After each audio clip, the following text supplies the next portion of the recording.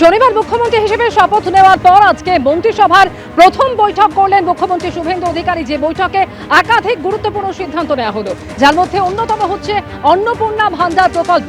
অর্থাৎ এই অন্নপূর্ণা ভান্ডার প্রকল্পে মহিলারা মাসে ৩,০০০ টাকা করে পাবেন এবং একই সঙ্গে সরকারি বাসে মহিলাদের ভাড়া ফ্রি করা হলো, অর্থাৎ তারা ফ্রিতে যাতায়াত করতে পারবেন।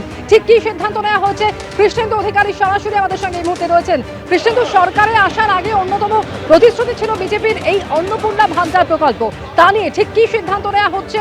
১ জুন থেকেই যা কার্যকর হতে চলেছে।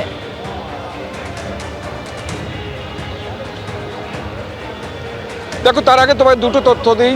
কিছুক্ষণ আগেই, 1 মিনিট আগেই শুভেন্দু অধিকারী আজকের এক ঘটনাবহুল দিন কাটিয়ে নবান্ন থেকে বেরিয়ে গেলেন এবং আমার পিছনে এবং সামনে যে আইপিএসদের দেখছো, সেই আইপিএসদের সঙ্গে বৈঠক শেষ করেই শুভেন্দু অধিকারী রাজ্যের মুখ্যমন্ত্রী আজ 1লা দিন নবান্নে এসেছিলেন। সেই ঘটনাবহুল দিন কাটিয়ে আজকে তিনি বেরিয়ে গেলেন।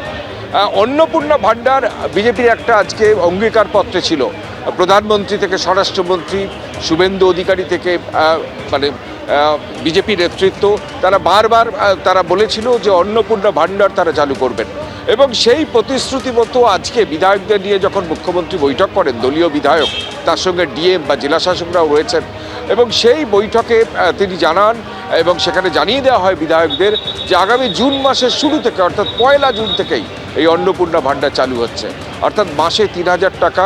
তুমি জানো যে লক্ষ্মীর ভান্ডার নিয়ে একটা শ্লাঘা ছিল বিগত সরকারের এবং বিজেপির তরফ থেকেও সেই ক্ষমতায় এলে তারা সেই লক্ষ্মীর ভান্ডারের বরাদ্দ বা সেই মেয়েদের যে ক্ষমতায়নের জন্য যে বরাদ্দ, সেই বরাদ্দ বাড়িয়ে দেওয়ার কথা বলা হয়েছিল, অন্নপূর্ণা ভান্ডারের কথা বলা হয়েছিল।